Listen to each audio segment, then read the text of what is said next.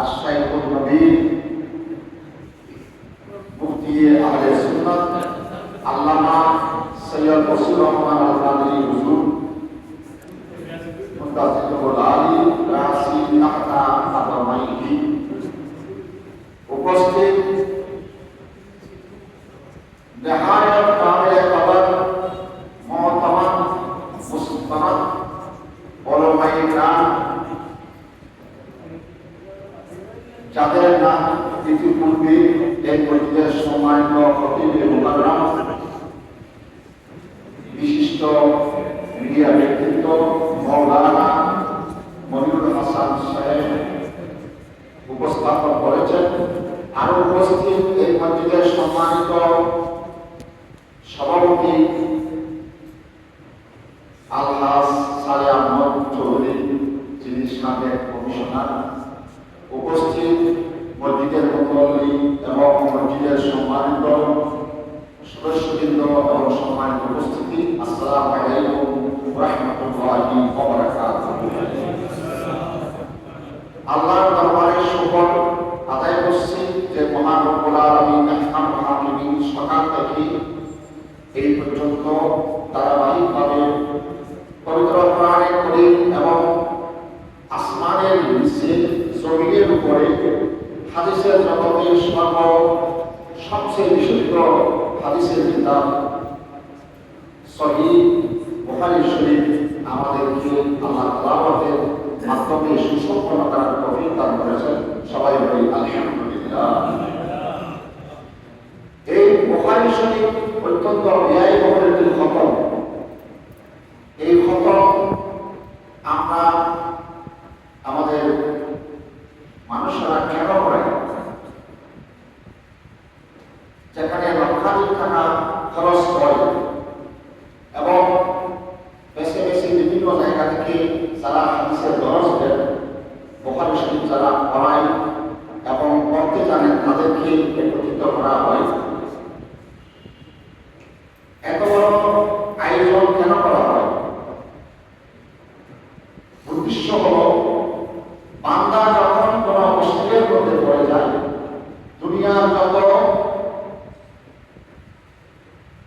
তার সমস্যা সমাধানের উপকরণ থাকে সব কিছু থেকে যখন নিরাশ হয়ে যায়, অথবা এমন সমস্যায় পড়েছে যে সমস্যাটার সমাধান খুঁজে পাচ্ছে না, এমন সময়ে এই বিশাল একটি যে খতম, এই খতমে বুখারী শরীফের আশ্রয় নেওয়া হয়। কারণ এই বুখারী শরীফ এটি একটি তিরিয়াকে মুজাররদ, এটা পরীক্ষিত একটি তিরিয়াকের মতো। এটা কেউ একজন পদের কোনো উদ্দেশ্য সামনে নিয়ে অবশ্যই তার উদ্দেশ্য দিয়ে সমাধান হয়ে যায়। আলহামদুলিল্লাহ। মা করিয়া এই সিদ্ধান্তে ইল্লা ওয়া ফুররিজা,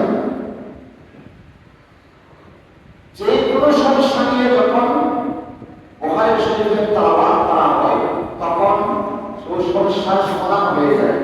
এমনকি কোনো পরে কিংবা কোনো জাহাজের মধ্যে সমুদ্রের মধ্যেও একটা বুখারী শরীফের পাণ্ডুলিপি লাগলেও সেটার বরকতে আল্লাহ রাব্বুল আলামিন ওই জাহাজ ওই বরকে বলা মুসিবত থেকে ডুবে যাওয়া থেকে আল্লাহ রক্ষা করেন। সুবহানাল্লাহ। আগুন পানি বাতাসের বিভিন্ন সমস্যা থেকে আল্লাহ সেটাকে হেফাজত করেন। এই বুখারী শরীফ এই কারণে সমস্যায় যখন মানুষ পড়ে সমাধানের জন্য, আল্লাহ রাব্বুল আলামিনের রহমত প্রাপ্তির জন্য রহমতুল আলামিনের যে কিতাব, এই কিতাবের আশ্রয় নেয়। এই বুখারী শরীফ তেলাওয়াতের মধ্যে অনেক অনেক ফায়দা রয়েছে, যে কারণে আমরা দেখি অনেক বড় একজন মুহাদ্দিস আল্লামা সৈয়দ আসিরুদ্দিন রাহমাতুল্লাহি আলাইহি, আর বাতিজা বা ছাত্র হলেন সৈয়দ জামালউদ্দিন রাহমাতুল্লাহি আলাইহি। উনি বর্ণনা করছেন তার ওস্তাদের থেকে, তার শাসাও বলা হয়েছে সৈয়দ আসিরুদ্দিন রাহমাতুল্লাহি আলাইহি। তিনি বলেছেন যে আমি বুখারী শরীফ বিভিন্ন সমস্যায় পড়ে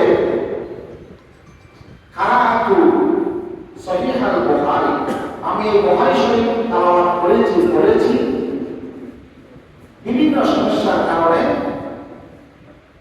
লি ওয়ালিদাইনি আমার জন্য আমার অভিভাবকদের জন্য তাই নাহবা ইসমিনা ওয়া মিয়াতে মাররা তাই 120 বার পর্যন্ত আমি পড়েছি সুবহানাল্লাহ ইয়াইকে নিয়াতে কারাতু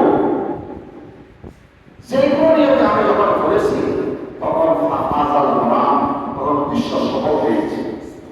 এই জন্য এই দোয়াগুলো হয়তো মানুষ পায় তার বিশ্ব সফল নাম হওয়ার জন্য।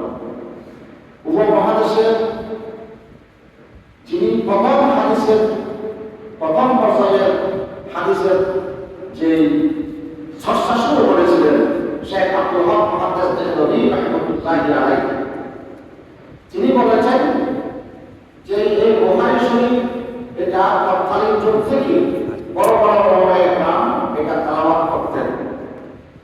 যে কারা কাসীরুন মিনাল মাশায়েখ ওয়াল উলামা আস-সিকাত, যে বড় বড় ওলামায়ে কেরামরা করতেন সেটি হলো বুখারী শরীফ পড়তেন যে হুসুলুল মুরাদা বিভিন্ন উদ্দেশ্য হাসিলের জন্য।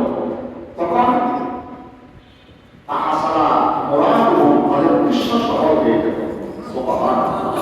এর জন্য বুখারী শরীফ যেখানেই তেলাওয়াত হয় সেখানে দোয়া কবুল হয়ে যাবে।